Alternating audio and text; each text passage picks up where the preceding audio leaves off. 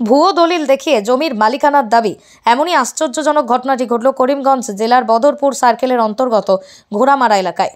ঘটনার বিবরণে জানা যায়, বদরপুর সমষ্টির ঘোড়ামারা জিপির অন্তর্গত ঘোড়ামারা প্রথম খণ্ড এলাকায় যতীন্দ্র চন্দ্র দাস, শিপ্রা রানী দাসরা কর্মসূত্রে বাইরে থাকেন। তাদের পৈতৃক সম্পত্তি 1463, 64, 65 দাগ নম্বরে চৈতন্যনগর মৌজায় 13 বিঘা জমি বছর খানেক আগেই পাওয়ার এটর্নি মারফত আব্দুল সালাম নামে এক ব্যক্তির নিকট সমঝে দিলে গত কিছুদিন পূর্বে জমিটি আব্দুল সালাম সহ জমির স্বত্বাধিকারী উল্লেখিত জমিটি বিক্রি করতে চাইলে ভাসাইল গ্রামের আব্দুল ফাতা ও ফখরুজ্জামান নামে ব্যক্তি রাজপ্রাসাদ মৌজার একটি ভুয়ো কাগজ দেখিয়ে বলপূর্বক নিজেদের জমি বলেই দাবি করে এবং এই বিষয়টি নিয়ে গ্রামসভা মারফত একাধিকবার বৈঠক হলেও তাদের বাগে আনা সম্ভব হয়নি। উল্টে তোপের মুখে পড়তে হয়েছে এলাকার জনপ্রতিনিধি সহ জমি মালিকদের।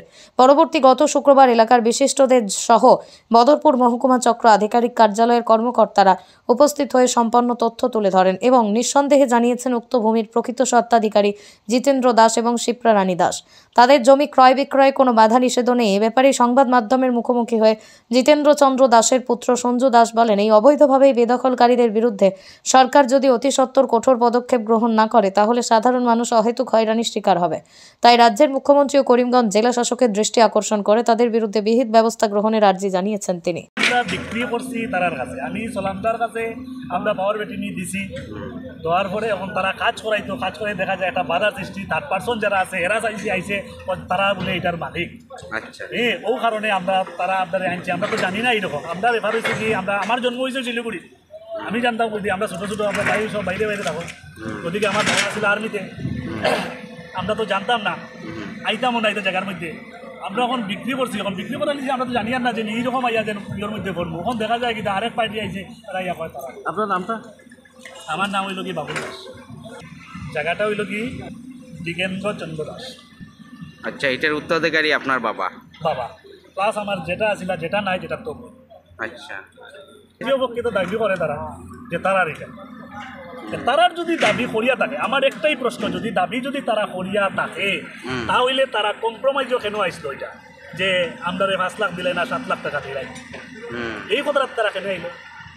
এটা তো আইতে পারে না। আমার যদি কাগজটা যদি ঠিক থাকে তাইলে আমি কেন কম্প্রোমাইজ হইলাম? তারা কোনো কাগজপত্র আপনার পেশ করছে না, পেশ করছে এটা তো হইল কি তারা যেটা বাস করছে এটা হইছে কি তোমার রাজপাশা মৌজা। সবচেয়ে মজার হইল কি এটা হইল কি ঘোড়ামারা মৌজা, তারা দেখাইছে রাজপাশা মৌজা। এখানে চিটিং। আমরা কাজ করাই, নরমালি কাজ চলছে, কাজ করে দিব। যদি কাজও তারা বাধা দেয় তাহলে আমরা বৃহত্তম মানে যে প্রিপারেশন লইতে লাগে এটা লই। আর যদি প্রয়োজন করে আমরা কোর্টও যাইমু, যেন লাগে আমরা যাইমু। আমরা সর্বাবস্থায় তারারে সহযোগিতা করবো। কারণ হইল কি এটা আমার ঠাকুরদার জায়গা। আমরা আমার বাবার রিটায়ার্ড আর্মিতে আসিলা, আসাম রেজিমেন্টও আসিলা, রিটায়ার্ড হয়ে আইসম বেললে। গতিকে আমরা এই জায়গাটার মধ্যে আমরা সবসময় আইতাম পারছি না। গতিকে আমরা তখন তার কাছে বিক্রি করছি।